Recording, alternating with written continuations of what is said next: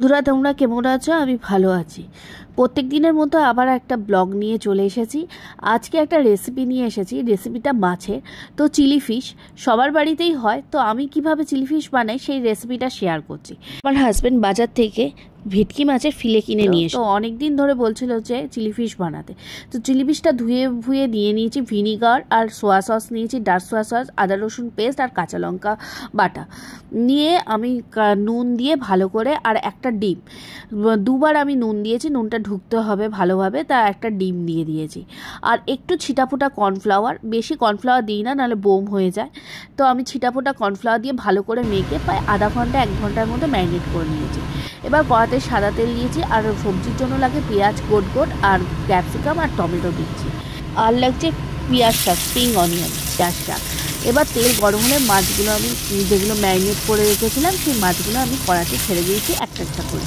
এবার এক পিঠ ভাজা হয়ে গেলে আস্তে করে অন্য পিঠটা আমি উল্টে দেবো, যেন অন্য পিঠটা এরকম ঠিক ব্রাউন ব্রাউন কালারে হয়ে উঠবে। ডিপ ফ্রাই হবে না, হালকা তোমার শ্যাডো ফ্রাই করবে, যেন তার নাহলে শক্ত হার্ড হয়ে যায়, ঠিক ভালো লাগে না।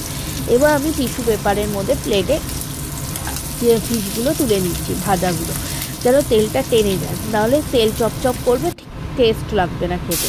আমি এরমভাবেই চিলি ফিশ বানাই। তোমরা কীভাবে বানাও তোমরা জানিও কমেন্ট বক্সে। এরম বাকি চিলি ফিশগুলো আমি ফিশগুলো এরম করে ভেজে তুলে নিয়েছি পরের লটে। এবার কড়াতে আবার সাদা তেল দিয়েছি, কেন সর্ষের তেলের কাজ নয়, সাদা তেল, শুকনো লঙ্কা ফোড়ন দিয়ে এবার আমি টমেটো কুচি দিয়ে দিয়েছি, কেন গ্রেভিটা আরও টেস্টি হয়। নুন দিয়ে ভালো করে টমেটোটাকে গলে নিচ্ছি। এখনকার টমেটো না ঠিক ভালো না, তো গলতে খুবই টাইম নিয়ে যায়। তো তারপর আমি ক্যাপসিকাম দিয়ে দিয়েছি, ঠিক এরকম ডুমো ডুমো করে কাটবে ক্যাপসিকামগুলো, নুন দিয়ে ক্যাপসিকামটা আগে সাঁতলে নিয়ে।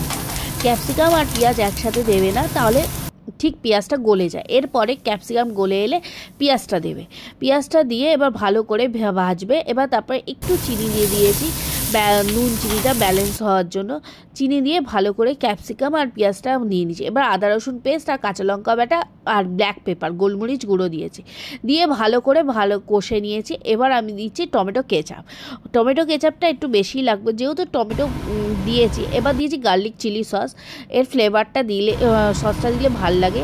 গ্রিন চিলি সস, একে একে সব সস, রেড চিলি সস, এরপর দেবো সুইট চিলি সস। এরকম করে সব সসগুলো আমি দিয়ে দিয়েছি, কেন তারপরে ব্ল্যাক পেপার। আমি সসটা গোলাই না, একেবারে ডাইরেক্ট কড়াইতে দিয়ে দিই। এবার দিয়েছি অ্যারারুটের গোলাটা, যেন গ্রেভিটা হতে করে। তোমরা যদি ঝোল ঝোল খাও তা তোমরা জল দিতে পারো, তো আমি জল দিই না, আমি ড্রাই করি, তাই জন্যই ড্রাই করেছি। এবার চিলি ফিশ ভাজাগুলো আমি দিয়ে দিচ্ছি, মাছ ভাজাগুলো। এবার মাছ ভাজাগুলো দিয়ে এবার গ্রেভিটার সাথে ভালো করে নাড়িয়ে চাড়িয়ে নেব, যেন ভালো করে সসগুলো মাছের মধ্যেও ঢুকে যায় সবজির সাথে। এবার ব্ল্যাক পেপার দিচ্ছি। এবার লাস্ট আমি দেবো চিলি অয়েল। চিলি অয়েলটা দিলে লাস্টে নামানোর আগে টেস্টটা আরও চিলি অয়েলের গন্ধটা ঝাড়ে। আর স্প্রিং অনিয়ন নামানোর ঠিক কয়েক সেকেন্ড আগে স্প্রিং অনিয়নটা দিয়ে নাড়িয়ে চাড়িয়ে নামিয়ে দেবে। এবার তোমরা রেসিপিটা আমি শেয়ার করলাম, তোমাদের কেমন লাগলো অবশ্যই জানিও। আমি এরমভাবে চিলি ফিশ করি, রুটি পরোটার সাথে, ফ্রাইড রাইসের সাথে দারুণ লাগবে। রেসিপিটা ভালো লাগলে সাবস্ক্রাইব করো, লাইক